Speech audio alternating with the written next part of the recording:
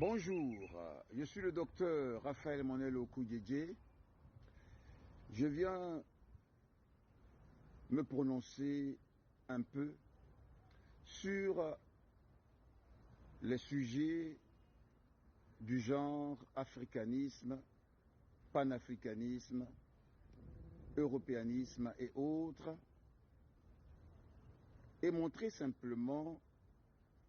leur méconnaissance et même ignorance de l'homme comme universel et en même temps ignorance de la vraie libération de l'homme, quel que soit le lieu où il se trouve. Notons qu'il y a des conceptions qui sont du genre à considérer l'homme selon des situations historiques ou géographiques comme étant, par exemple, africain, européen, ou d'une certaine connotation continentaliste, nationaliste, ethnologiste, et nous pourrons même dire racial et raciste. Au point où il y a comme une sorte de haine, sinon d'antagonisme, entre les hommes selon leur situation, soit géographique, continentaliste, ou selon leur couleur de peau. Au point où certains se croient être ainsi, jusqu'à même considérer leurs habitudes ou cultures, bien sûr différentielles, comme étant ce qu'était ou ce que pratiquaient, par exemple, leurs ascendants ou leurs parents ou grands-parents ou même ancêtres. Au point où des personnes se considèrent ainsi, africaines,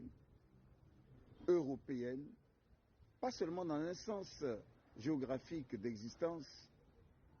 de lieu géographique d'existence, mais dans un sens presque ontologique, presque, je pourrais même dire, biologique, génétique, chromosomique, phénotype et autres. Et même dans un sens culturel ou cultuel. Au point où on est passé de la simple revendication de, je dirais, de la dignité, je pourrais dire raciale, continentaliste ou autre, à une sorte de revendication de culte ancestral ou de culture ancestrale, au point où chacun semble tomber dans une sorte d'ancestralisme, de primitivisme, et même, je pourrais dire, presque d'archéologie, si ce n'est d'archaïsme de l'homme. Et là, il faut se prononcer, parce que ça va de haine en haine et de confrontation verbale, mentale, psychologique et autres, et qui finit même par des guerres, et surtout par des erreurs et des fautes.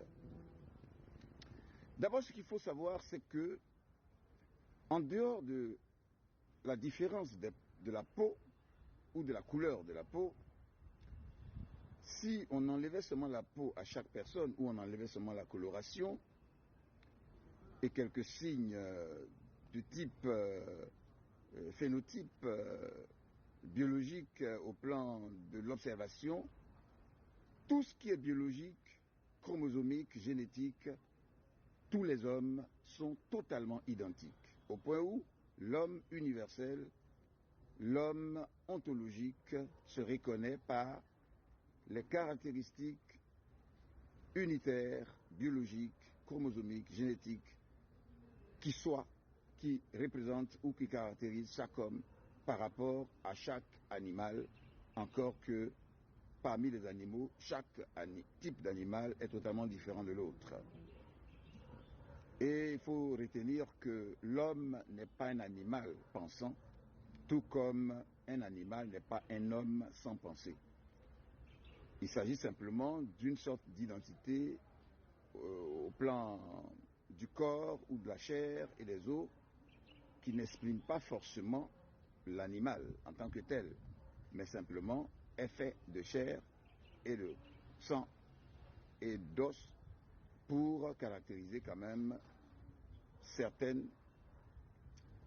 existences en tant que telles, dont par rapport auxquelles il y a l'homme et par rapport auxquels il y a des animaux qui sont de nature totalement différente. Et là, les hommes ont ceci de commun d'être hommes, et surtout l'homme comme universel. Déjà, si cela est ignoré,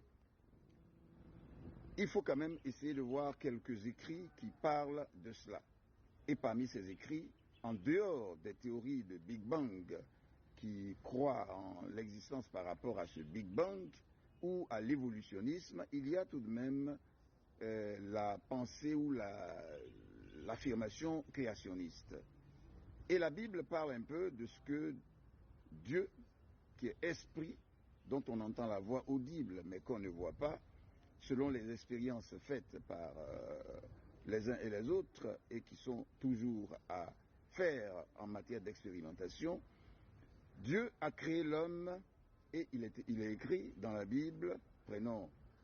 ces écrits qui parlent de l'origine de l'homme et de l'humanité ou de l'existence de tout ce qu'on voit.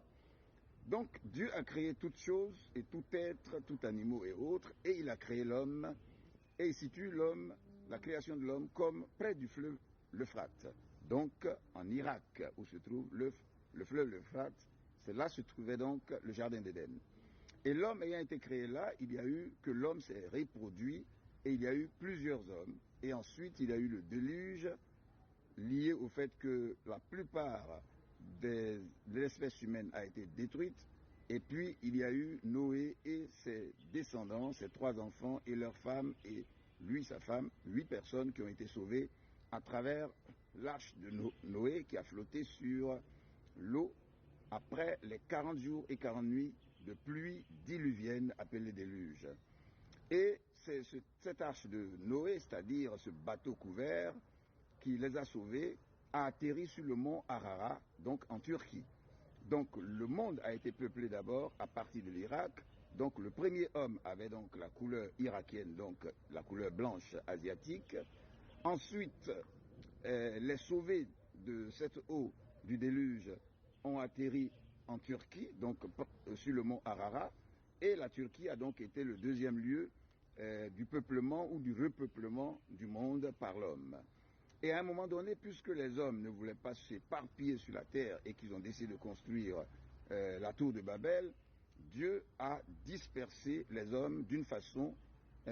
prodigieuse, du genre où il y a eu des langues, la langue commune qu'ils parlaient au départ, et il y a eu une certaine confusion des langues, et alors,